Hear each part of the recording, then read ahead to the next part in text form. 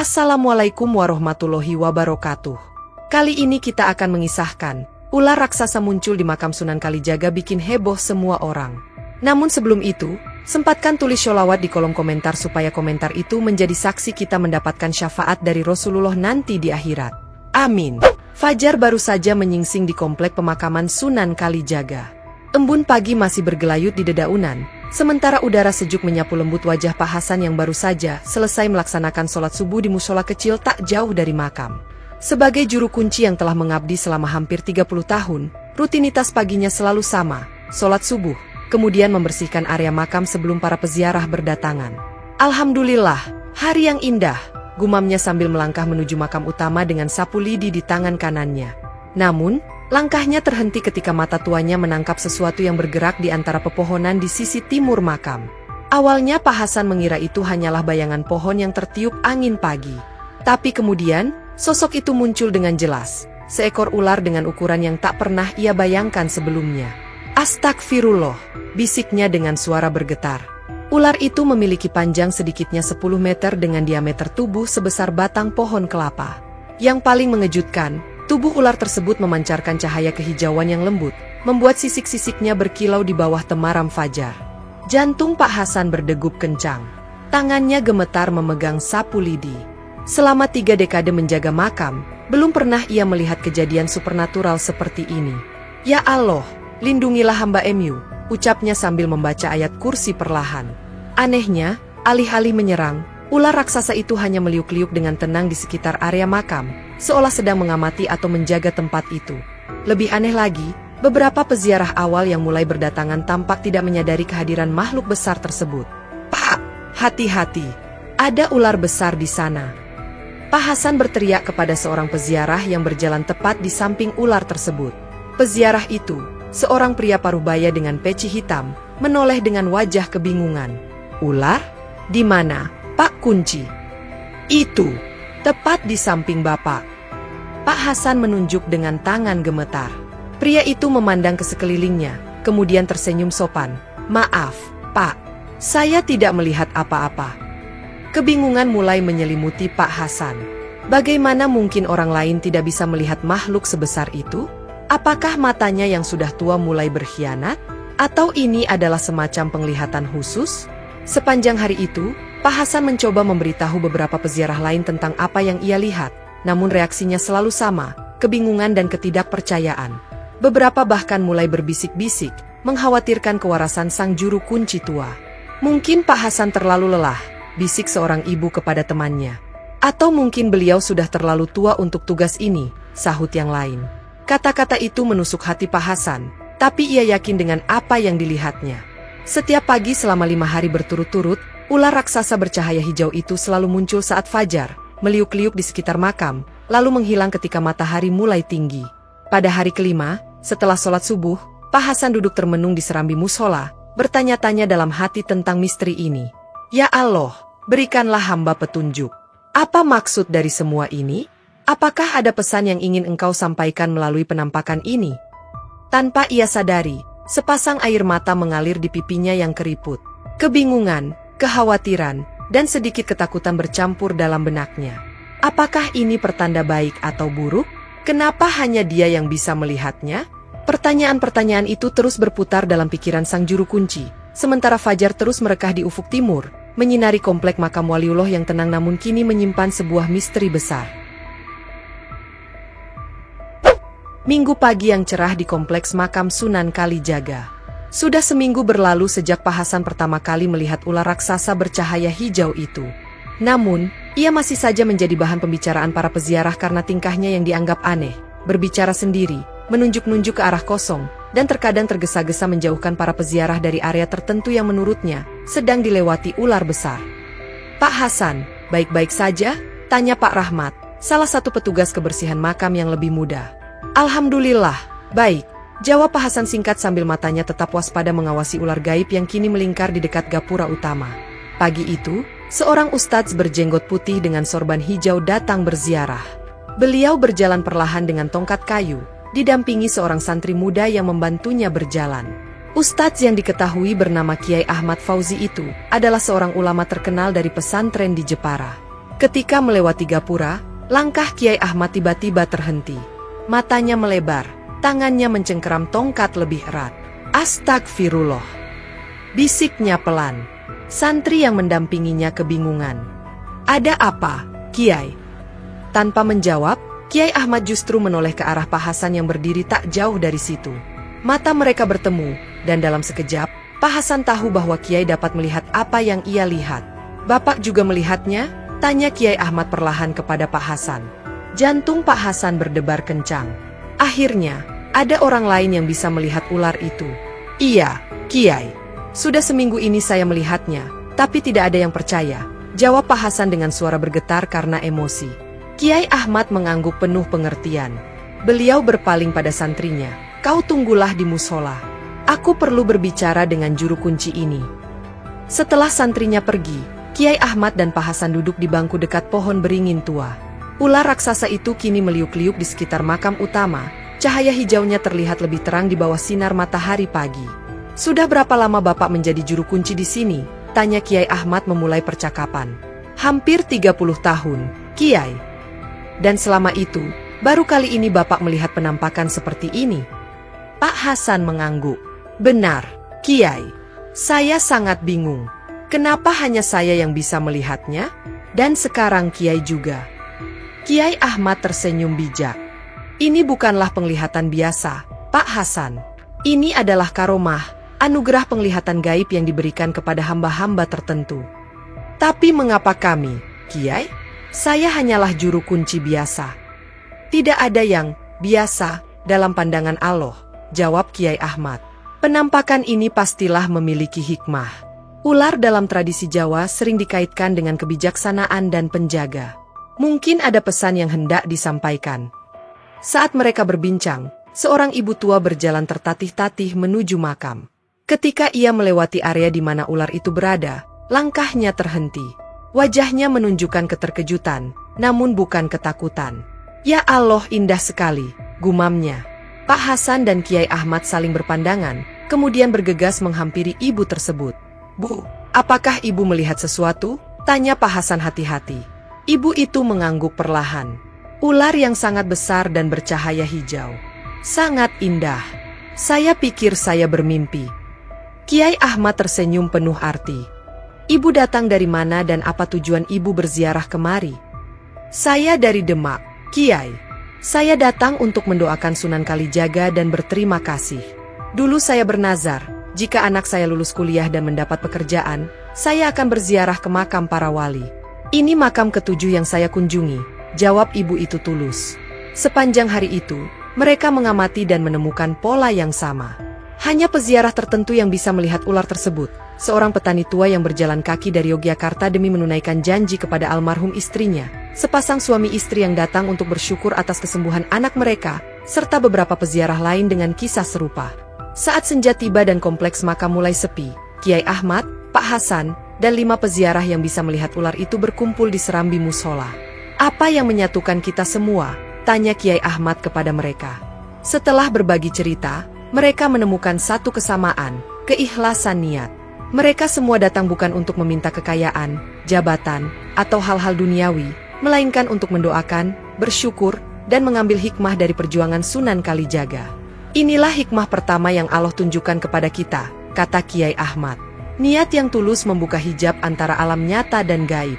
Tapi saya yakin, ada hikmah yang lebih besar lagi di balik penampakan ini.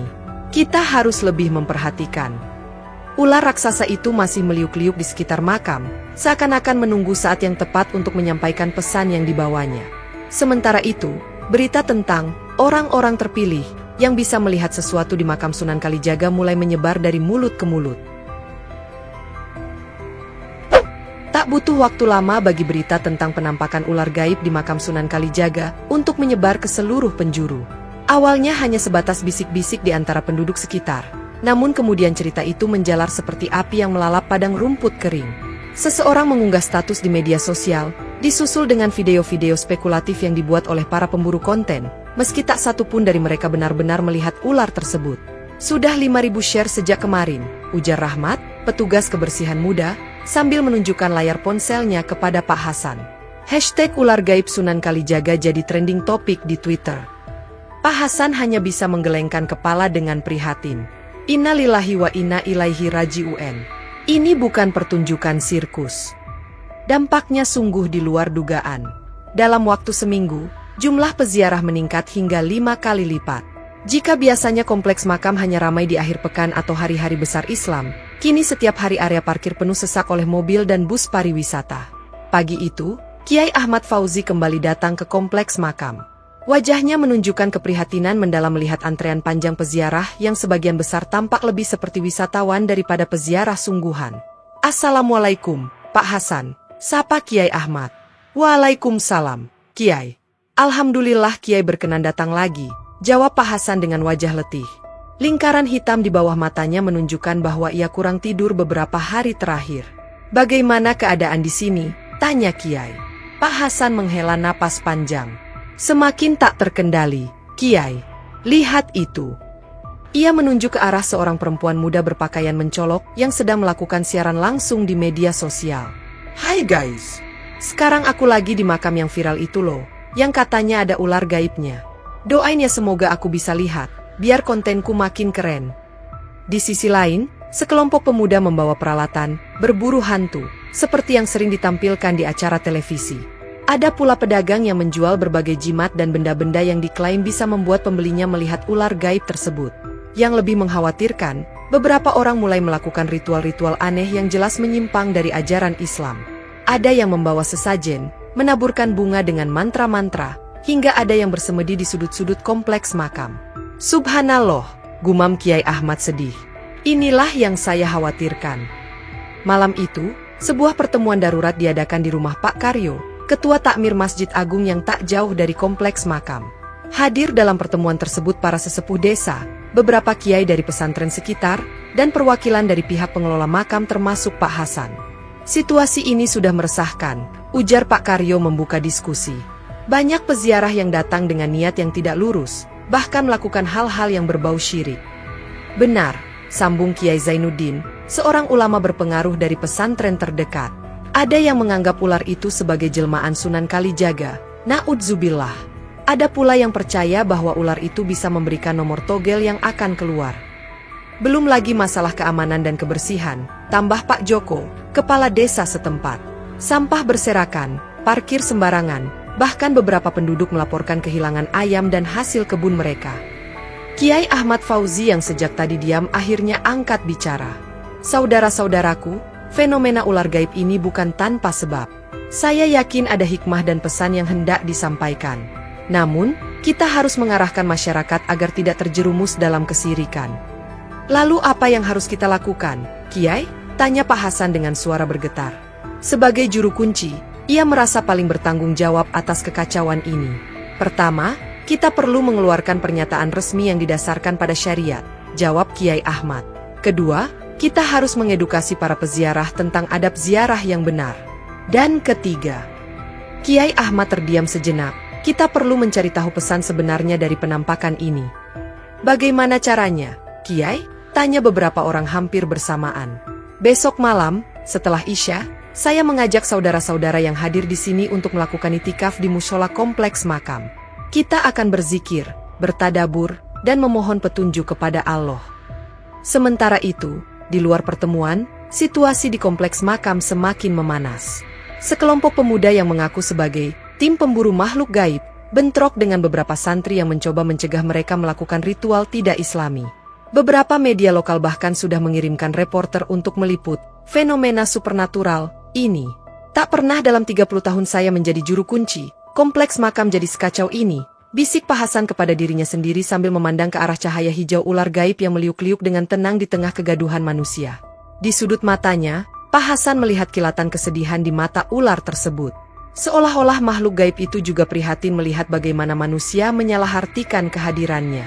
Dalam hati, Pak Hasan berdoa agar Allah segera memberikan penyelesaian atas ujian ini, sebelum kekacauan semakin tak terkendali. Malam itu, seusai sholat Isya, Kiai Ahmad Fauzi beserta para sesepuh dan ulama lainnya berkumpul di mushola kompleks makam Sunan Kalijaga. Mereka duduk melingkar di atas sajadah, sementara Pak Hasan duduk di sebelah Kiai Ahmad. Suasana hening dan khusyuk setelah mereka menyelesaikan zikir dan wirid bersama. Mari kita berdoa, memohon petunjuk dan hikmah dari Allah Subhanahu wa Ta'ala, ucap Kiai Ahmad memimpin doa. Setelah berdoa, mereka melanjutkan dengan tadarus Al-Quran secara bergantian. Tak jauh dari musola, ular gaib bercahaya hijau itu melingkar dengan tenang, seolah menunggu sesuatu. Tiba-tiba, semilir angin dingin bertiup kencang. Lampu-lampu di sekitar kompleks makam berkedip beberapa kali, lalu padam seketika. Dalam kegelapan, cahaya hijau dari tubuh ular itu menjadi satu-satunya penerang. Astagfirullah, bisik beberapa orang dengan kaget. Ular raksasa itu bergerak mendekati musola. Untuk pertama kalinya, semua orang yang hadir di sana bisa melihatnya. Beberapa di antara mereka refleks mundur ketakutan, namun Kiai Ahmad tetap duduk dengan tenang. Jangan takut, ujar Kiai Ahmad. Ini adalah isyarat bahwa kita akan mendapat jawaban. Ular itu berhenti di ambang pintu musola, kepalanya terangkat tinggi. Kemudian, hal yang tak terduga terjadi. Ular tersebut berbicara dengan suara yang jernih namun berat, bergema di dalam ruangan. Assalamualaikum, para hamba Allah yang syalih. Waalaikumsalam, jawab Kiai Ahmad mantap, sementara yang lain masih terpana. Jangan takut kepadaku. Aku datang dengan izin Allah untuk menyampaikan peringatan, ujar ular itu. Perkenalkan, namaku Nagasura. Dulunya aku adalah siluman ular yang hidup di hutan Jawa. Ratusan tahun lalu, aku bertemu dengan seorang lelaki bernama Raden Said yang kemudian dikenal sebagai Sunan Kalijaga. Para hadirin mendengarkan dengan seksama, sebagian masih tak percaya dengan apa yang mereka alami. Sunan Kalijaga mengajariku tentang keesaan Allah dan keindahan Islam. Beliau membimbingku mengucapkan syahadat dan mengajarku Al-Quran. Sejak saat itu, aku menjadi pengikutnya, berjuang menyebarkan Islam di kalangan makhluk gaib. Subhanallah, gumam Pak Karyo. Aku muncul kembali sekarang karena perintah Allah. Lihatlah apa yang terjadi di tempat suci ini. Suara Nagasura berubah sedih. Makam seorang waliullah yang seharusnya menjadi tempat mengambil hikmah dan pelajaran, kini dijadikan tempat meminta kekayaan, jodoh, dan hal-hal duniawi lainnya. Bahkan ada yang melakukan ritual syirik. Kiai Ahmad mengangguk. Benar. Wahai Nagasura, kami juga prihatin dengan kondisi ini. Inilah peringatan dari Allah, lanjut Nagasura. Ziarah kubur dalam Islam memiliki tujuan yang mulia, mendoakan yang telah meninggal, mengingat kematian, dan mengambil hikmah dari perjuangan mereka yang telah mendahului kita. Bukan untuk meminta kepada yang telah meninggal, karena itu adalah syirik. Sunan Kalijaga menghabiskan hidupnya untuk menyebarkan tauhid, menjauhkan masyarakat Jawa dari syirik dan kemusyrikan. Sungguh ironis jika makamnya justru menjadi tempat berkembangnya syirik kembali. Air mata mengalir di pipi Pak Hasan. Ia teringat bagaimana selama bertahun-tahun ia menyaksikan peziarah yang datang dengan niat yang salah. Lalu apa yang harus kami lakukan, wahai Nagasura? Tanya Pak Joko. Sampaikan kepada masyarakat pesan ini. Pertama, ziarah adalah untuk mendoakan yang meninggal, bukan meminta kepada mereka. Kedua, ambil hikmah dari perjuangan para wali, bukan mencari keuntungan duniawi. Ketiga, jaga kemurnian tauhid, karena itulah inti dari dakwah para wali, termasuk Sunan Kalijaga. Nagasura kemudian menatap langsung ke arah Kiai Ahmad. Dan keempat, sampaikan pada mereka bahwa Sunan Kalijaga menggunakan kebudayaan untuk menyebarkan Islam, bukan untuk mencampur-adukan Islam dengan ajaran lain. Beliau adalah pembaharu, bukan perusak akidah. Kiai Ahmad dan para ulama lainnya mengangguk hikmat. Izinkan saya bertanya, ujar Kiai Zainuddin. Mengapa hanya orang-orang tertentu yang bisa melihatmu? Allah memberikan kemampuan melihatku hanya kepada mereka yang tulus niatnya dalam berziarah. Mereka yang datang untuk mendoakan, mengambil hikmah, dan mengenang jasa Sunan Kalijaga, bukan untuk meminta hal-hal duniawi. Nagasura kemudian meliuk-liuk, cahaya hijaunya berpendar lebih terang. Waktuku hampir habis. Aku akan kembali ke alam gaib setelah pesan ini tersampaikan. Tugasmu, wahai para ulama dan sesepuh, adalah menyadarkan masyarakat tentang hakikat ziarah yang benar, menjauhkan mereka dari syirik, dan menjaga kemurnian ajaran Islam sebagaimana yang diperjuangkan oleh Sunan Kalijaga. Sebelum pergi, Nagasura menoleh ke arah Pak Hasan. Terima kasih, wahai juru kunci yang setia. Engkau telah menjaga makam ini dengan baik selama puluhan tahun. Jagalah selalu keikhlasan dalam hatimu.